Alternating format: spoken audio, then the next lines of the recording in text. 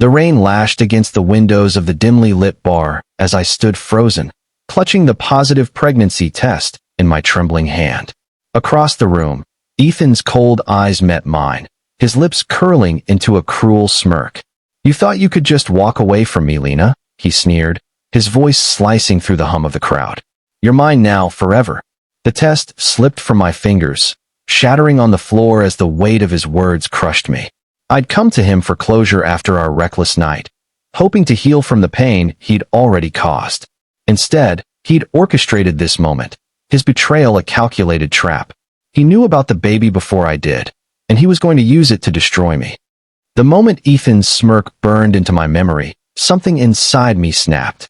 I'd come to that bar seeking answers, a way to process the reckless night we'd shared after my breakup with Jake.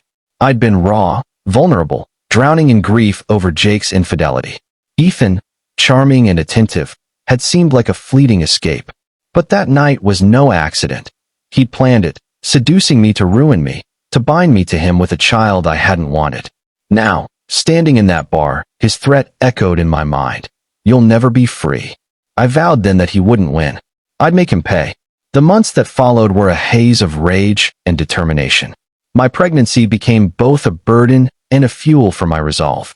I moved to a new city, far from Ethan's reach, but his shadow lingered. Every ultrasound, every kick in my belly, reminded me of his betrayal. I worked tirelessly, taking night shifts at a diner to save money, plotting my revenge. I tracked his life through whispers on social media, his new girlfriend, his flashy job, his smug confidence. He thought he'd broken me, but I was biding my time. My obsession consumed me. I stopped calling my sister, Mia, who begged me to let go. "Lena, this isn't you," she'd say over the phone, her voice thick with worry. But I couldn't hear her. The need for justice burned too brightly. I hired a private investigator, draining my savings to uncover Ethan's secrets. He was embezzling money from his company, cheating on his girlfriend, living a life built on lies. I gathered evidence meticulously, my heart racing with every new piece of dirt. I imagined confronting him, exposing him, watching his world crumble as mine had. But revenge was a heavy chain. Sleepless nights left me hollow, my reflection a stranger with dark circles and a clenched jaw. My coworkers noticed my distance, my customers sensed my coldness. Even my unborn child felt like a pawn in my war. I'd whisper to my belly, "This is for us," but the words tasted bitter. I was becoming someone I didn't recognize, driven by a single purpose, to destroy Ethan. I'd dream of his downfall, his job lost, his reputation shattered, his life in ruins. Yet each fantasy left me emptier, the fire of vengeance never quite filling the void he'd carved in me. I tracked Ethan to a gala, a glittering event where he'd be honored for his success. My plan was simple: leak his embezzlement to the press, ruin him publicly. I stood outside the venue, my heart pounding, a USB drive with the evidence clutched in my hand. But as I watched him through the glass doors, laughing with his girlfriend, a pang of doubt hit me. Would this really free me? Or was I just feeding the monster inside me? I pushed the thought away, steeling myself. This was justice, not destruction. I slipped the USB to a reporter, my pulse racing with grim satisfaction. The fallout was swift and brutal. The next morning, headlines screamed of Ethan's crimes. His company fired him, his girlfriend left, and his name became synonymous with scandal. I watched it unfold from my tiny apartment, my newborn daughter, Lily, sleeping in my arms. I'd done it. I'd won. But the victory felt hollow.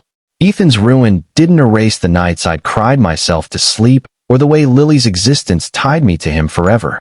My revenge had only deepened the wound. Ethan didn't stay down. He found me, showing up at the diner one night, his face gaunt, his eyes wild with rage. "You think you've destroyed me?" he spat, slamming his fist on the counter. "I'll take you down with me." He threatened to sue for custody of Lily, claiming I was unfit, unstable. Panic seized me. I'd fought so hard to protect her, but my vendetta had painted a target on us both.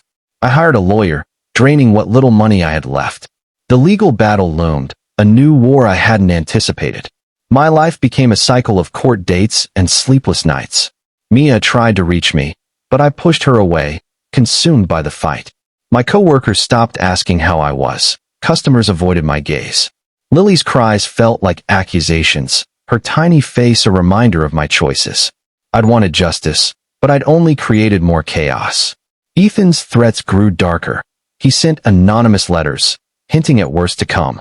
I lived in fear, checking locks obsessively, jumping at shadows. Revenge hadn't freed me. It had trapped me in a cage of my own making. Then came the trial. Ethan's lawyer painted me as a vengeful, unstable mother, twisting my actions into a narrative of obsession. I sat in the courtroom, my hands shaking, as he smirked from across the room. The judge's voice was a blur, but the verdict cut through: shared custody. I felt my world collapse. Ethan had lost his career, his reputation, but he'd found a new way to hurt me, through Lily. I'd handed him the weapon.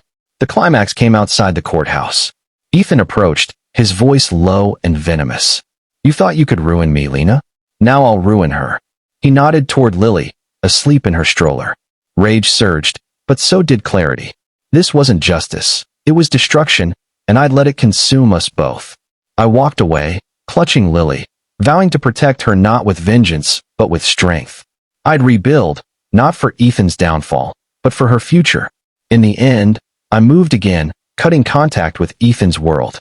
I worked harder, loved Lily fiercely, and let the fire of revenge die out. It didn't heal me, but it freed me to live. Ethan's life remained in ruins, but I no longer cared. My victory wasn't his pain, it was my survival. Moral of the story: revenge may burn brightly, but its flames consume the seeker more than the sought, leaving only ashes where peace could have been.